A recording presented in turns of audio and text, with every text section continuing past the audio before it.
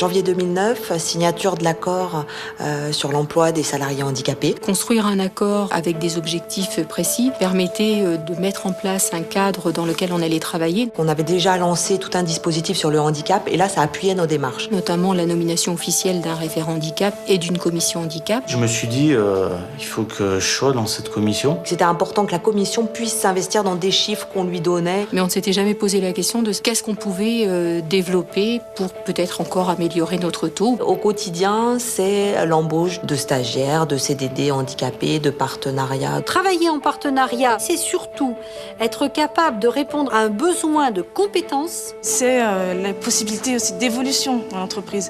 Et la MSA, c'est une structure qui permet cette évolution.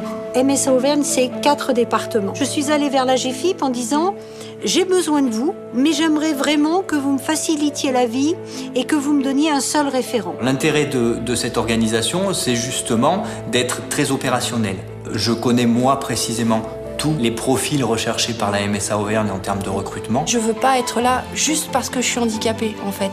En me disant, je suis là aussi parce que je suis capable d'avoir le poste. Moi, je fais en sorte que mon handicap, on l'oublie. Moi, quelquefois, je l'oublie moi-même. Le handicap dans le monde du travail, ça ne devrait pas exister puisque chaque fois, il est possible d'aménager un poste de travail et de compenser le handicap.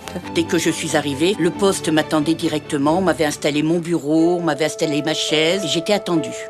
Quand on arrive handicapé dans l'entreprise ou quand on devient handicapé au fil des années, c'est pas un problème pour l'entreprise. On s'est dit, on va travailler sur le maintien dans l'emploi, sur le bien-être au travail. J'ai un handicap qui n'est pas visible, qui m'oblige à avoir des contraintes horaires. J'ai des collègues qui doivent, entre guillemets, s'occuper de moi. Ça touche le côté personnel aussi, affectif. Ils étaient vraiment à l'écoute de mon problème. On a trouvé une solution. J'essaye. Systématiquement. Ma démarche globale, c'est d'essayer de démystifier le handicap. CD, on a du mal à visualiser des dés ronds. Quelle idée farfelue. Mais leur utilité est complètement identique à des dés carrés. Ça nous a vraiment permis de passer une étape. Si je devais retenir une chose, c'est la préoccupation de faire travailler les ESAT. La MSA cherchait un prestataire pour le traitement de son courrier. On a décidé de faire un appel d'offres. Ça s'est lancé très très vite. La directrice a signé un contrat, donc on a plus de boulot en fait, et l'atelier a commencé à grandir. Pour nous, c'était aussi un saut qualitatif en termes de savoir-faire. Aujourd'hui, MSA Auvergne, c'est plus de 7%.